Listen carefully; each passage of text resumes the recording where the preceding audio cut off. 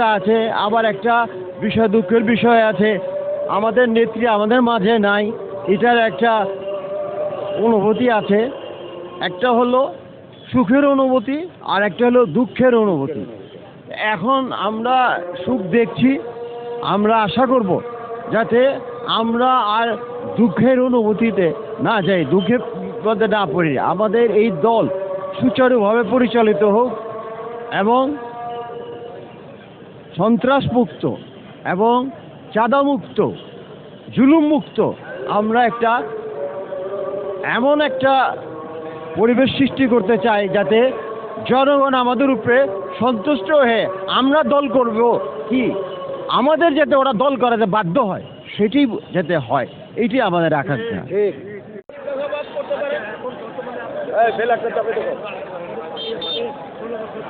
হ্যাঁ, আমাদের অনুভূতি এমন আনন্দ লাগছে আমাদের যে আমাদের অভিভাবক এবং আমাদের দেশ নায়ক এবং আমাদের দেশের প্রধানমন্ত্রী 16 বছর পর একটি ঈদের আনন্দ দেওয়ার জন্য আমাদের কাছে আসছে। মনে হয় আমাদের আরেকটা নতুন ঈদ আমরা পাচ্ছি ইনশাল্লাহ।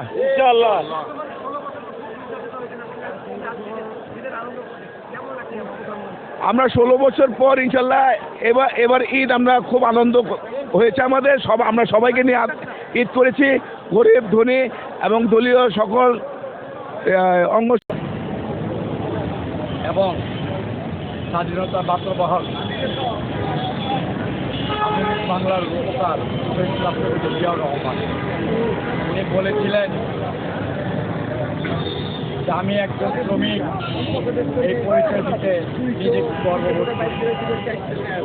অতএব আমাদের রাষ্ট্রনায়ক, দেশ নায়ক, গণতন্ত্রের অগ্রনায়ক জনাব তারেক রহমানও বলেছেন আমি একজন শ্রমিকের সন্তান হিসাবে এই পরিচয় দিতে নিজেকে গর্ববোধ করি। তাই দেশটা নির্মাণ করার মেন কারিগর হয়েছে শ্রমিক। আপনি দেখেন বিদ্যুৎ, রাস্তা।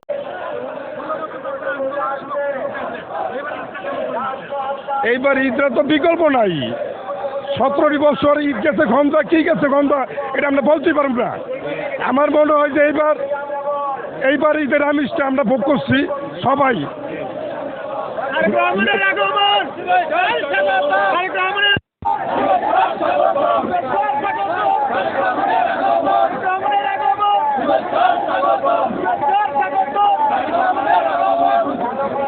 যাকে নিয়ে দীর্ঘ প্রায় 1.5 যুগ স্বপ্ন দেখেছি, আশা করেছি আমরা যার সাথে ঈদ পালন করব, যিনি বাংলাদেশের রাষ্ট্রীয় ক্ষমতায় আসবে, বাংলাদেশকে সুন্দরভাবে পরিচালিত করবেন, আমাদের বিএনপির সম্মানিত চেয়ারম্যান, বাংলাদেশের মাননীয় প্রধানমন্ত্রী জনাব তারেক রহমান। উনি আজকে নয়াপল্টন বিএনপির কেন্দ্রীয় কার্যালয়ে আসছেন। আমরা তৃণমূলের যারা নেতাকর্মী আছি আমরা উচ্ছ্বাসিত। আজকে আমাদের প্রিয়